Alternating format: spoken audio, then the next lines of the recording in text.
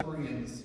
Named one of BBC's top 100 global women, Park delivers passionate and deeply personal speeches that have garnered nearly 350 million online views.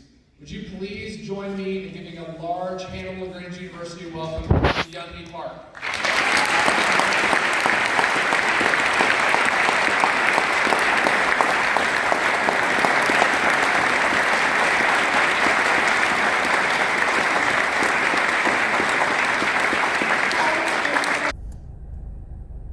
It is time for another road trip with Rachel.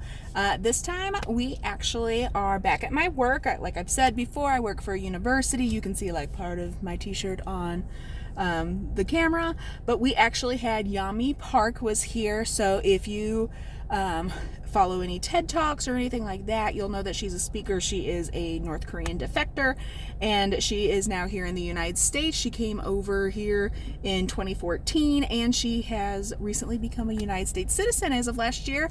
So I'm actually coming out of the program. It was great, totally worth it. Learned a whole lot about how words and liberty and the things that you take away from people are really going to affect the way that they think. And that's an important part to realize just about language in general, but also to realize the extreme blessing that we have whenever we do live in a place where, you know, we do have the freedom of speech. Our words are not censored, and hearing from someone who actually has been, you know,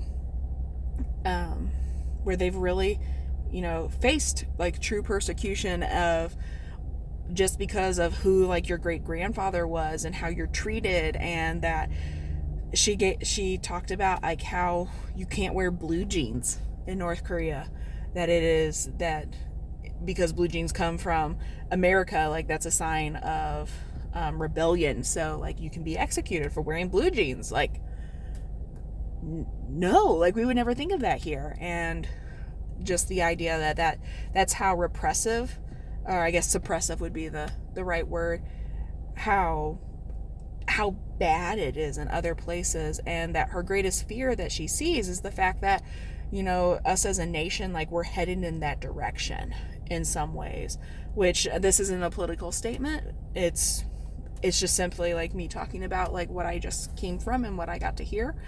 But some of the things that she was talking about, and she compared them to her college experiences, because when she came over here, she was able to go to university here in the U.S., and she's like, you know, that's mighty red.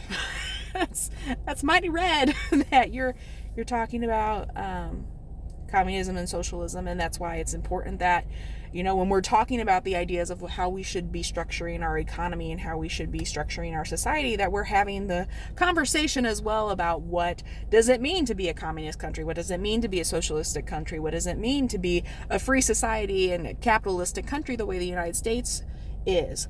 What does that mean, and what's the good, what's the bad, and what does that actually do to the people who have to live in that nation? Because, you know, I understand some places that they're all about like, yes, we want to make it equal, we want equality, and there are places where yes, that's perfectly fine, and it's perfectly understandable that we want equality. But there's also when you make everyone equal, that means there are no differences, and that means there can be no differences of opinion either.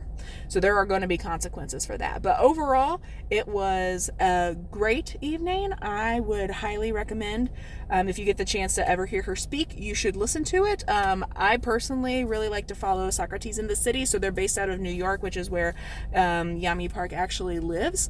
And a few weeks ago, I believe she was actually one of the guest speakers at Socrates in the City. So I've been following them now for several years. It's hosted by Eric Metaxas. I'll see if I can find it. If so, I will make sure that I link it in the description for this video. But short one today, I'll probably also go ahead and I'll toss up a couple of pictures. But if you like just a little bit of this road trip in general, go ahead, make sure you like and subscribe. That way you're able to get more information and get the notifications of whenever I post a new video. We like to do our road trips where we talk about my life, work our way through scripture, and then just some of my trips out on the road. And this was one of those trips out on the road, even though like was only 3 minutes away from my apartment. So Make sure you like and subscribe. It really helps out my channel. And then because some of the other content that I do, it does get that content out to other people who might be interested in hearing it. So I hope you have a good night and goodbye.